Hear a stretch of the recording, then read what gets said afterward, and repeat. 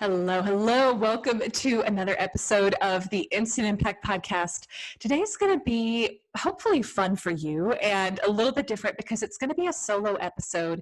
And I'm going to share with you some things that have been on my mind and my heart lately and have just been so present for me about how to keep your mindset strong as you reach and go after your next level. And I have to only imagine that if this is something that keeps showing up for me again and again, that it's probably something that you may need to hear as well. And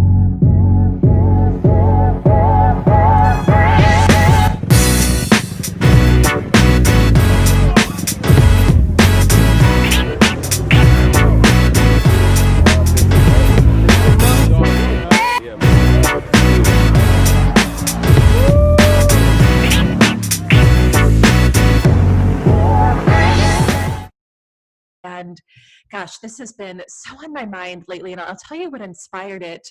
I had a situation come up last week, and situation sounds bad. It was actually a really good thing, but I've been going after a certain financial goal for some time now. And I've gotten close, but I've never quite hit it. And what happened last week was I signed a new client who actually bumped me above that threshold.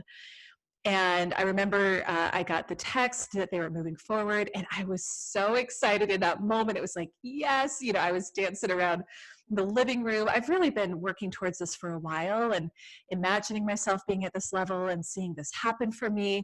And so when it finally happens, it's a big deal, right? Think about anything in your life that you've worked on for some time that maybe at one point you thought was never going to happen for you, and when it finally does, it's like it's this celebration. It's this hopefully this really joyful moment for you, and so it was for me for about 10 minutes.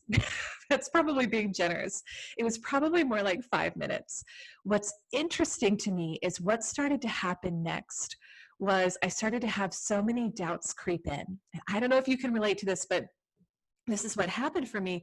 I started to have doubts creep in of, oh my gosh, am I worthy of making this much money? And can I really do this?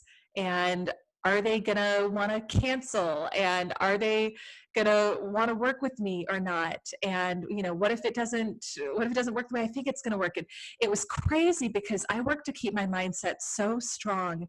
And in that moment, all of the limiting thoughts that I know hold me back in other parts of my life, because the way we think about one thing is the way we think about a lot of things, they started to bubble up. And I've learned that when those limiting thoughts show up, to really take that as a gift from the subconscious that, hey, these are the things that are holding you back right now in your life, because we're not always present to them. We go throughout our day to day and we kind of do our thing, and the thoughts run the show, but we don't realize that they are. And so when you notice those fears or those doubts showing up, take a moment and acknowledge them and actually write them down, because that is a gift from your subconscious, letting you know exactly what's holding you back right now in your life. So I started to notice all these thoughts showing up, and it was like, wow, this is really interesting. And I took it more as research and more like kind of curiosity about it, to say, okay, if this is what's running the show behind the scenes, then this is an opportunity for me to really work on this. And it just made me think about, for any of us who are going for a new level, and if you're looking to increase your visibility, I was about to say flexibility. Well, I got to tell you, pregnancy brain is in full effect lately. So solo episode on the podcast may be dangerous. You may get a laugh or two out of this. If you are looking to increase your visibility, along with that will come new opportunities for more money, more clients, more notoriety. And it will also expose every single mental struggle or fear or limiting belief that you have. And so what I wanted to share with you today are some things that I've really been focusing on over the past week, just to help keep my mindset strong now that I've reached this new level. And it's a work in progress, right? We're always evolving. We are always growing. We are always reaching another level. And along with that comes a almost a requirement to do the inner work to make sure that your inside matches the outside scenario that you're wanting to accomplish or bring in. So I wanted to share with you these 3 things that I think are really, really critical and key to keeping your mindset strong as you reach your next level. And the first is doing the daily work. And this work is so important. Now, what do I mean by daily work? What I mean is, what is your morning routine? Now, you could be doing this anytime throughout the day, but the morning is really the best time that I found to be doing it, where my mind is most receptive to reprogramming new ideas. It's also when things are a little bit quieter, but the daily work of visualizing and affirming yourself being at your next level is so key and so critical. And so one of the things that I do every single day during my morning routine is see myself at that level that I'm trying to reach. And this has been a big game changer. And I mean, it tells you how important it is, because even though I've been doing this work for a while, I still had some of those limiting beliefs pop up when I accomplished the goal. But I can only imagine, if I hadn't been doing this daily work, how much worse it would have been.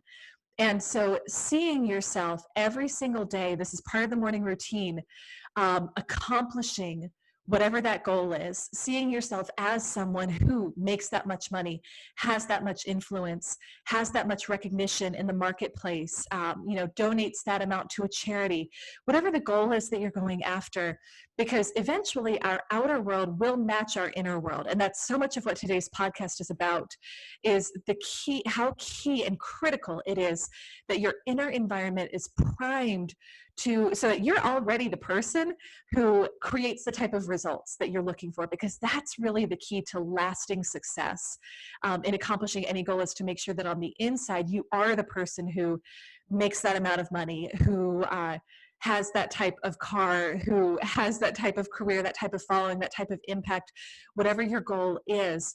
And the daily work in the morning is what will get you primed and help you start living into that vision before it actually is manifested on the outside.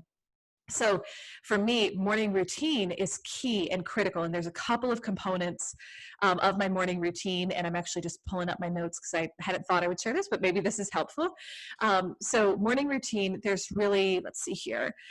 There's I'd say 6 to 7 key elements in this one.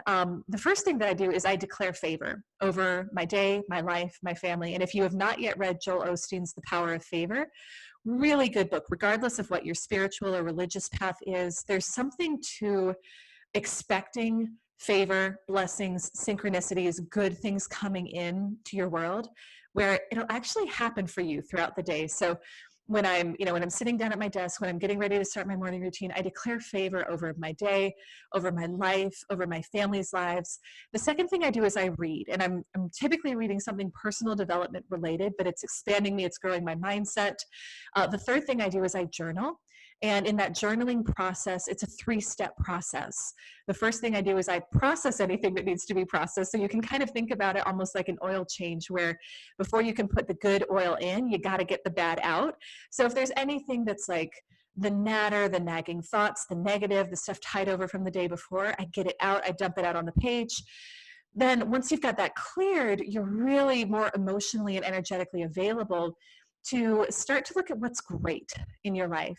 So the second step is I express gratitude for typically whatever happened the day before that I think was really good. And I force myself, I don't really have bad days now. I can't think of the last time I had a bad day. But I'll express gratitude for even small stuff. But I try to get 5 to 10 things from the day before that I'm grateful for. And then the third thing, and this is where you can really start to see this living into the next version of yourself showing up, is I write my goals with gratitude as if they've already happened. So I'll be looking up at my vision board, which I've got in my office, which has visual representations of all the goals for the 90 days that I'm going after, and I'll express gratitude. I'm so grateful and happy that this many clients came in. I'm so grateful and happy now that we have our new dining room set. I'm so grateful and happy now that this new system is set up in my business, and I feel it, and I feel the emotion of it, and I get into it. And that process helps me really step into being the woman who I know I need to be during the day to accomplish the results that I'm going for. Then I affirm. So I always have a couple, it's usually 1 to 3 affirmations that I'm working through and saying at any given time, depending on what limiting belief I'm working through. So I try to pick and tackle one limiting belief at a time to rewire my brain. And every day my affirmations are centered around that. Then I'll typically pray. So, the journaling is kind of like a dumping of thoughts onto the page. And to me, that is a little bit of a prayerful exercise as well. I'll ask for guidance in that. But if I didn't, then I'll sit there and I'll just pray and ask for guidance throughout the day. Then I meditate. And the meditation is really for me being able to receive and hear what the guidance is that's going to give me the answers that I was looking for in the prayer.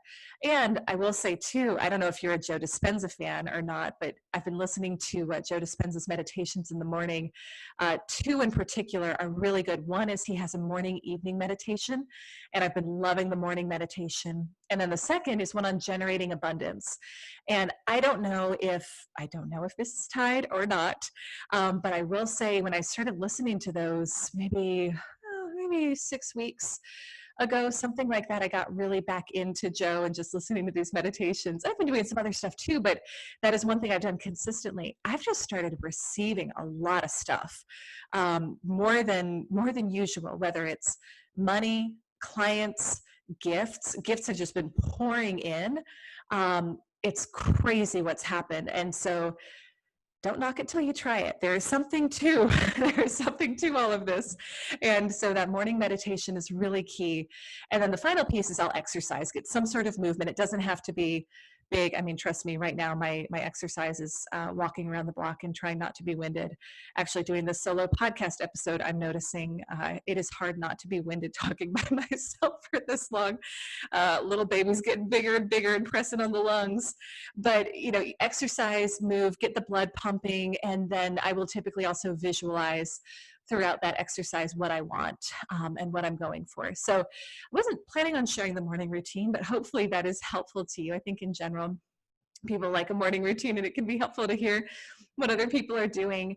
But, the visualization piece of all of this, especially in the morning and really throughout the day, but the morning to me is my intentional visualizing time. It's so key.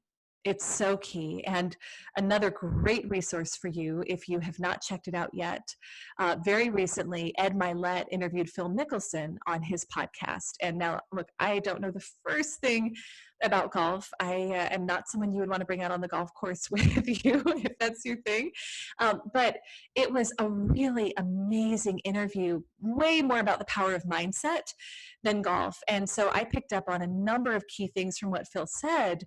But one of the things that he talked about was, do you ever wonder about the differences between the person who finishes number one and the person who finishes last? And what Phil talked about there was the ability to control your thoughts will lead to your success. And he says, you have to be able to see what you want to have happen. So he is visualizing all the time what he wants the outcome of his golf swing to be, what he wants to happen when he steps on that field. He is constantly visualizing that. And it was such a good reminder to me of every single day visualizing, hey, what is it going to be like when I am at this next level? What does it feel like? What does it feel like when things go really well in my day? When I land that new client, when I, hit that new goal for how many people I want to reach and impact on social media, celebrating it and feeling it ahead of time, because that's what's going to call it in. I'll talk about this a little bit more throughout the podcast, but everything in the world is energy, right? It's all energy. So whatever your energy level is, if you can raise it by celebrating those things and really seeing yourself and feeling yourself at that level, you become more of an energetic match for the things that may currently be at a higher energetic level than you are, whether it's the amount of money, the amount of impact, etc. But we have to constantly be focused on raising our energetic vibration to match the things we want to have. And so this daily practice of doing that and of visualizing yourself and seeing and feeling the feelings and the emotions that come along with having that success, that's what's going to do it for you.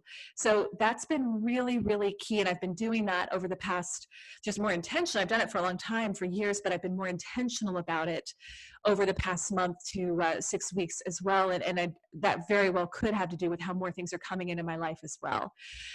So that's really the first key, is just doing that daily work. The second key is only allowing positive thoughts in your mind. And I know this is so much easier said than done. And I didn't used to realize how important this was. I used to really kind of let my mind be open to whatever whatever I wanted to pay attention to at the time, whether it was news, whether it was gossip, whether it was just negative thoughts and worry. I grew up worrying so much about different things that were going on in my household and my family's lives, what other people thought of me. And I actually used to get a migraine every single Sunday night just worrying about what was going to happen at work the next day. And I never was taught the importance of guarding my thoughts. And it hasn't been until the past, I'd say, 7 years that I've really been doing a lot of the personal development work that I've learned the importance of it. But guarding your thoughts and only allowing positive thoughts in your mind, literally thinking of it like you have a gatekeeper at the front door of your mind. And if you notice that a negative thought is popping up, just dismissing it, being like, okay, you're not allowed to get any deeper, because when you focus on something, when you allow it to ruminate in your mind, that's actually it's like what you focus on expands, right? So you're going to start to accept it into your subconscious as truth. And I'll tell you, there's a quote, not a quote per se, but like a little blurb from a book I'm reading right now, The Power of Full Engagement, which is an exceptional book if you haven't read it. But I'm going to read you this piece that really stood out to me. And I'm not sure I'm pronouncing this boxer's name correctly. So for those of you who have background in the sports world, you can let me know, but don't get too caught up on this. It's more about what he says. So the book says, physical, emotional, and mental energy capacity all feed upon one another. At the physical level, the increased fatigue that results from too little sleep or poor fitness makes it more difficult to concentrate. At the emotional level, feelings such as anxiety, frustration, and anger interfere with focus and undermine optimism, especially in the face of high demand. We first learned these lessons in our work with athletes. One of the most vivid examples occurred in the late 1980s when Jim received a call from middleweight boxing champion Ray Boom Boom Mancini, with whom he was then working. "I'm really concerned," Mancini said. "I had a negative thought in the ring today." "Just one negative thought?" Jim answered, a little incredulous. "You don't understand, Doc," Mancini said. "A single negative thought is what gets you hit in the face." I got to tell you, when I read that the other day, I thought, wow, think about having that level of discipline over your thoughts. A single negative thought is what gets you hit in the face. How many negative thoughts do you allow in throughout the day? Just think about it. It is so key to guard your thoughts and your words. And again, it can be easier said than done, but it's also just a practice and a discipline. And I would really think about, what are the things that you're exposing yourself to? And are they more likely to create a negative thought or a positive thought? So for example, if you watch the news and start to have a lot of negative thoughts, maybe it's time to take a break. And gosh, I'm guilty of this because I love some cheesy reality TV. Like I really do. Right now, my thing is Married at First Sight, which somehow I didn't watch until recently, but I'm finding it really entertaining. But what I notice when I watch that is it's almost like I'm more prone to negative thoughts. And that one isn't really, there's not a lot of bad stuff going on in it, but I will say I used to be a big Housewives fan, and I would notice my mindset would be so negative after I would watch it, whether it was negative on myself because I didn't think I looked like them or didn't have the resources they have, or negative towards my partner, like I would watch them fight with their spouses or with each other. And so a really easy way to get a lot of the negative out is just guard what you watch. And if you need to put a website blocker, if you need to I think that's one of the best things you can do, is do a website blocker. If you find yourself tempted to watch certain things or shows, just block it so that you don't have access to it. But you have to, if you'll notice a couple of minutes ago, I said, guard your thoughts and your words. And so guarding your words is really, really key as well. One of the things that I've been very present to, and I'm definitely not perfect with it, but I get better every day, is I only speak the things that I want to have happen. And gosh, I know this can be tough, especially if you've had a long day or something happened and maybe your partner comes home and you just want to vent. or maybe you want to get on the phone and talk to a friend and just vent. And it can feel good in the moment, but I tell you what, it hurts you in the end.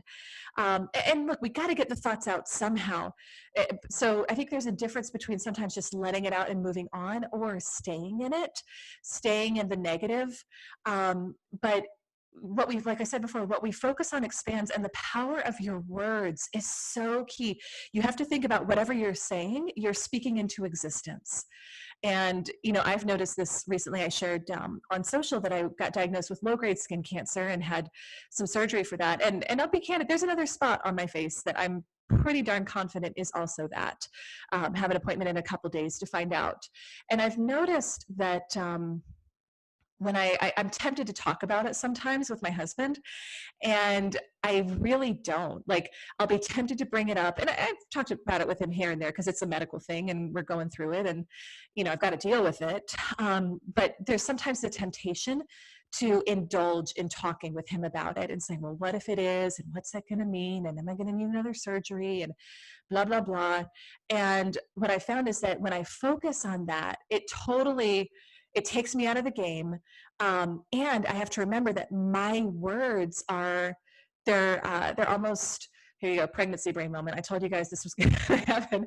They're reinforcing the outcome that I don't really want to have happen. So what I do is, when I do speak of it, or when I do even speak to myself about it, it's like, hey, I can't wait to get this taken care of. And I know this is going to get healed so easily. And really, really guarding your words that you're saying. Learn to reframe things. It's, instead of saying, I'm worried this isn't going to happen, or, I'm worried it's not going to work for me the way it is, say, hey, I wonder how this could happen. If you're going after a certain goal or outcome. But a good litmus test you can use for any thought or any word is, when I say this, is this going to raise my vibration or lower my vibration? Again, remember, everything is energy. We draw into our worlds what we're an energetic match for. And so with your thoughts, with your words, every single one of them is either increasing or decreasing your energy and your vibration and what you are a match for. So it may seem like not a big deal at the time to be talking about negative stuff or thinking about negative stuff, but it's literally making you a match for that. So really, really important to guard the words and the thoughts that you're allowing in your sphere, because that will determine the outcome that you have. So if you're going for a new level, you have to be so just diligent and blinders on about only allowing in and focusing on the things that are a match for that level, only speaking of it, only allowing in the possibility of it, only focusing on it. And when you invariably have that negative thought, because you will, because we're human and self-doubt shows up, and we question ourselves, just really quickly noticing it and course correcting it, like not allowing it to have any space, any hold over you. One of my my good friends, Brenna, who I'm in a coaching program with, and she's one of my mastermind partners and just like great girlfriend, she and I were talking about this the other day, and she gave a great analogy. She said what she's learned to do with negative thoughts is to think about them almost like clouds. And if you kind of think about your sitting outside and watching clouds pass, and you can think about that negative thought like a cloud that you see coming towards you from ahead, and it's coming towards you, and it slowly passes over your head, and you kind of look up and notice it, say, oh, okay. And then once it's past you, right? It continues to float on past you. You don't turn around to look at it anymore. You don't, crane your neck all the way backwards to try to still see it. Let it go. Let it just pass over you. Be unattached to it. And it takes practice, right? It's the constant practice of doing this over and over again, and it will become more of a habit for you. So that's your second key, is really guarding your mind and only allowing those positive thoughts in. And then your third key, it's similar, but it's a little bit different. It's focus only on achieving the outcome you want and be unavailable for anything else. So focus only on achieving the outcome you want and be unavailable for anything else. And this one is so big too. This was something else I picked up in the interview with Ed Milet and Phil Mickelson. And this one was a big aha for me as well, where Phil talks about what the losing mindset is. And I was surprised when he said it, because I thought, oh man, I've thought this before. And then I thought about it, I was like, yep. And every single time what happened for me was not what I wanted. So the losing mindset is, if I get it, great. If not, it's no big deal. If I get it, great. If not, it's no big deal. Now, that doesn't on its surface sound like the losing mindset, right? To me, that sounds like, when I first think about it, it sounds like, okay, you're unattached, right? Which is not necessarily a bad thing. But what was really interesting was to hear this from Phil's perspective of, if you're going to win, you have to only be available to win. You have to only be available to have the outcome you want. And I think the only reason we have that mindset of, if I get it, great, if not, it's no big deal, is probably an ego protection thing, right? Trying to shield ourselves from disappointment, because if I can go into something thinking that, then I'm not going to be too disappointed if it doesn't happen. But you're already setting yourself up for failure there, you see?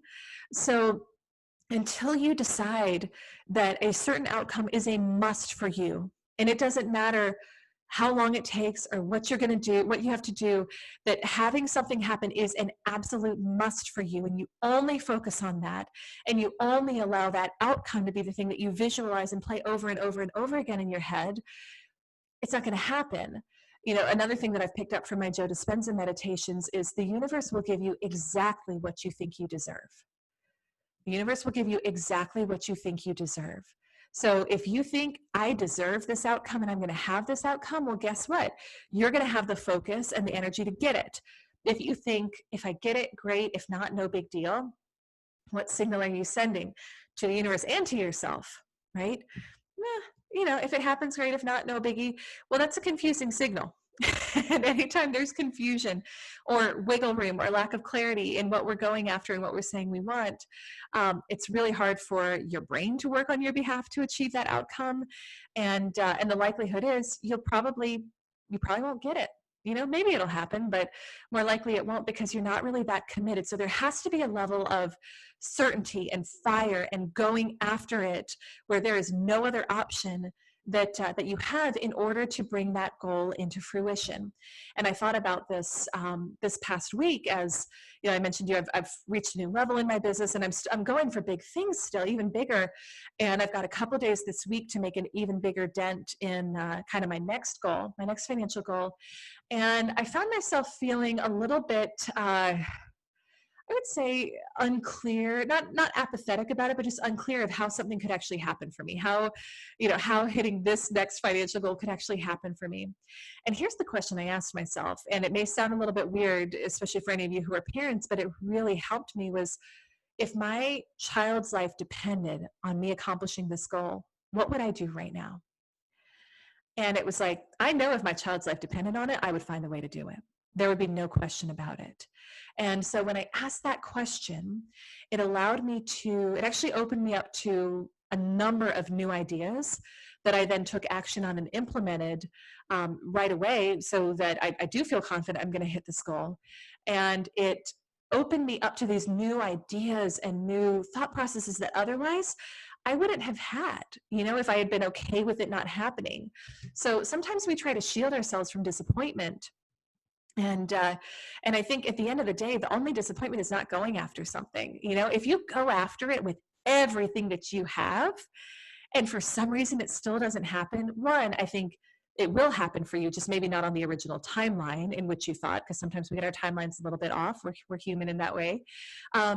But two, what it also usually means is there's actually something better that's going to come for you, because you have taken action in that way, because you have had that certainty, because you have been so focused on it. So I try to always have that mindset when I go after something and literally do everything I know how to do. Usually it happens the way that I'm wanting it to, but if it doesn't, then I know that there's something else that I hadn't even thought about that's greater, that's going to come as a result.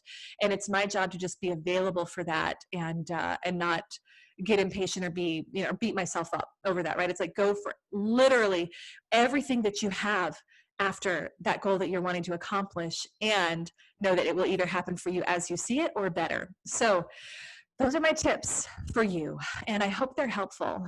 So again, just the 3 keys here to maintaining and keeping your mindset strong as you reach your next level. Number 1, do the daily work. That morning routine is so key. Number 2, guard your thoughts. Only allow the positive thoughts in your mind. And number 3, focus only on achieving the outcome you want and be unavailable for anything else. So really, really hope this helps you. Again, just fun to be here kind of doing the solo episode. Thanks for bearing with me. It is, I am getting a little winded just talking by myself for this long. So hopefully it wasn't too noticeable or annoying in the audio, but I really, really hope that this helps you and serves you as you go after your new goals. So as always, send me an email, let me know how I can help support you, even what your biggest takeaway was. You can connect with me on all social at Elyse Archer, send me a DM there, or you can email me Elyse at ElyseArcher.com. Would love to hear just what you're doing and what your next level is, what your biggest takeaway was from the conversation today, and how I can help support you. All right, talk to you soon. Bye for now.